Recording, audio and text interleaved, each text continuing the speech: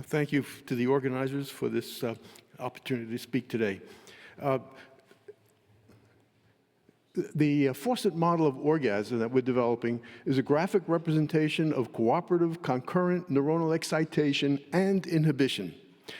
First became appreciative of inhibition, neuronal inhibition, in the study in which we showed that vaginal self-stimulation produces a powerful pain blockage. I developed this stimulator, self-stimulator, that presses against the anterior vaginal wall and measured the force, and they could apply cervical stimulation also. And we measured the pain threshold by this device that moves the weight out along a calibrated arm, pushing down on the finger onto a point. And the women tell us when it first hurts. What we found is that as the women applied stimulation, self-stimulation of pressure, and then more pleasurable, and 4 of the 10 women went to orgasm, we saw a systematic increase in the pain detection threshold, which is, in other words, the pain became much less intense at orgasm, but the tactile thresholds didn't change at all. So it was really an analgesia. And this made me think that there's got to be active inhibition going along with the excitation going to orgasm.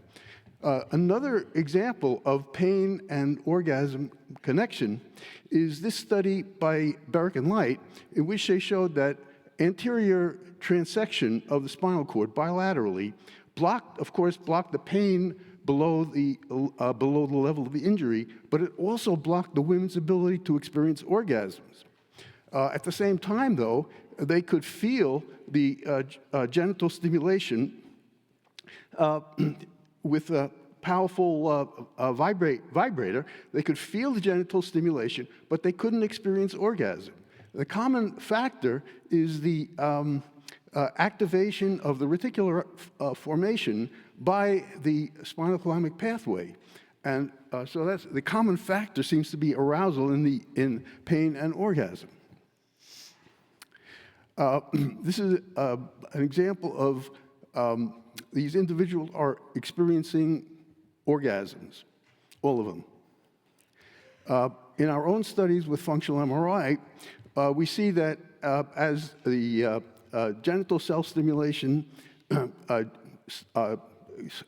starts and then develops into orgasm, we see this intense activation throughout the brain, and then it cools down after orgasm. And if we measure, we have the men and women press a button immediately before, we take the activity immediately before they press the lever, and the 10 seconds, and we subtract that electronically from the activity during the orgasm, and we get the activity that's specific for orgasm.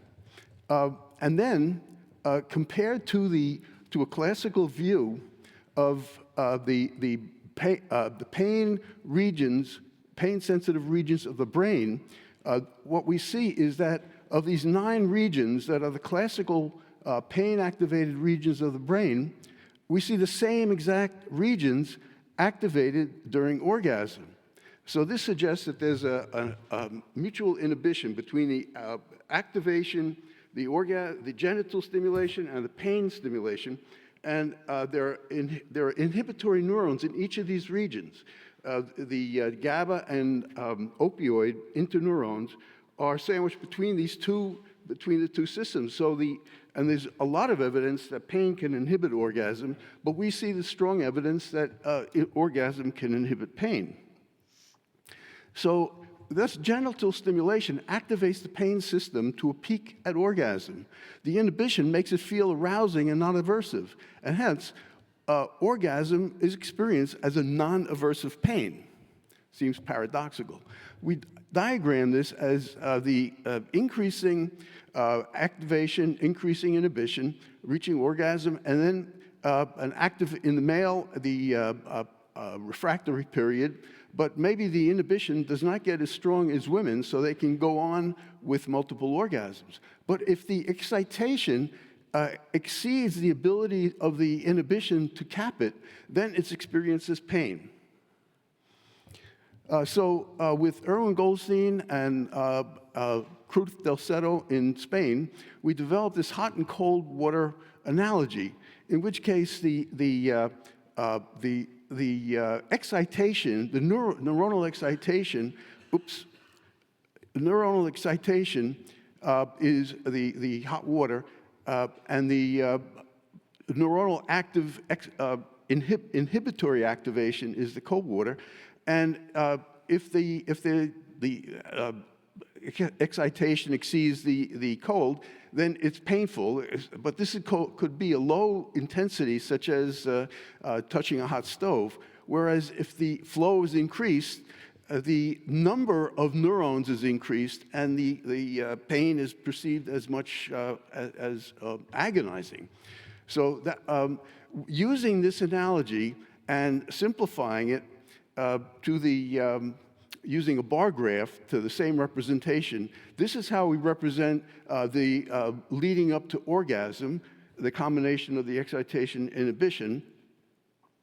And now Erwin Goldstein has identified 6 different types of orgasmic dysfunction, and we're diagramming this as a guide to treating it. So one type is the minimal excitation, and these are all to the same scale of the characteristic orgasm. In one case, there's minimal excitation, so it never gets anywhere, and there's no pleasure. It just the excitation never gets high enough. Another type is that the excitation exceeds the inhibition. And in this case, the woman said that she starts the stimulation, but it gets too intense and she has to stop. So we use a short-acting SSRI, duloxetine, to increase the inhibition. And then she was able to have intense orgasm. She was able to increase the stimulation to the intensity necessary for orgasm. So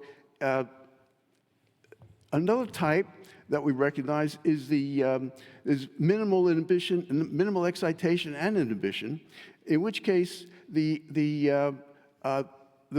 people experience orgasm, but it's just very, very weak, and they never get any pleasure out of it. It's an actual orgasm, but it's just it's muted. A fourth type is anhedonia, where the people experience orgasm, but there's a muted effect that this may be a different type of inhibition, maybe kind of top-down inhibition, as opposed to a bottom-up excitation inhibition. In which case, it could be cognitive, or it could be some psychological factors that attenuate the orgasm, the pleasure of the orgasm. The fifth type is post-orgasmic illness syndrome, in which the people feel sick, like they have a flu after the orgasm. And the last type is delayed orgasm, where they eventually get there, but it just takes forever. This is actually, Erwin uses this chart summarizing all the different types as a way of communicating with his patients. And it helps them identify the types of problem that they're having with the orgasm. So in conclusions, the neuronal inhibition can complement neuronal excitation. Neuronal inhibition can enable the neuronal excitation to intensify without becoming painful. Pain and orgasm share the same neural pathway. Orgasm can block pain, and pain can block orgasm. So therefore, orgasm can be considered a non-aversive pain. Neuronal excitation and inhibition can be modeled by the temperature, flow, rate of hot water and cold water.